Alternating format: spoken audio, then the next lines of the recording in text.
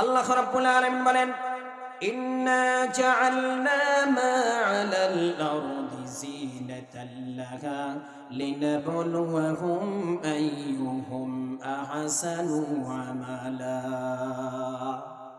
ইন্না জাআলনা মা আলাল আরদ, নিশ্চয় আমি এই জমিনটাকে সাজিয়েছি জিনাতাল লাহা, সুন্দর করে সাজিয়েছি। কেন সাজিলাম হলো বন্ধু, লিনাবলুয়াকুম আইয়ুহুম আহসানু আমালা, যেন এই দুনিয়ার মধ্যে তোমরা কার চাইতে কে অধিক অধিক অধিক ভালো আমল নিয়ে আল্লাহ রাব্বুল আলামিনের দরবারে পৌঁছতে পারো।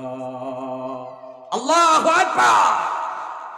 আল্লাহ তাআলা এই জন্যই দিয়েছেন ভালো এবং খারাপটা, দুনিয়াকে সাজিয়েছেন যেন আমার কোন বান্দা এই পৃথিবীর মধ্যে ভালো আমল করে দুনিয়াকে সুন্দর করবে, অশান্তময় সমাজকে শান্ত করবে, পরকালে সে নাজাতের ব্যবস্থা নিয়ে আমার দরবারে ফিরে আসবে।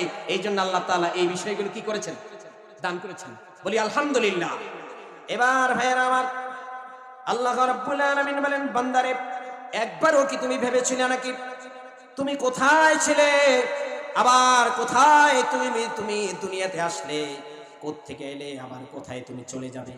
কিছুদিন আগে তোমার পরিচয় কেউ জানতো না, এখন দুনিয়ার কেউ মাতবার হয়েছে, কেউ ব্যারিস্টার হয়েছে, কেউ ইঞ্জিনিয়ার হয়েছে, আবার কিছুদিন পরে তোমার স্থান কোথায় চলে যাবে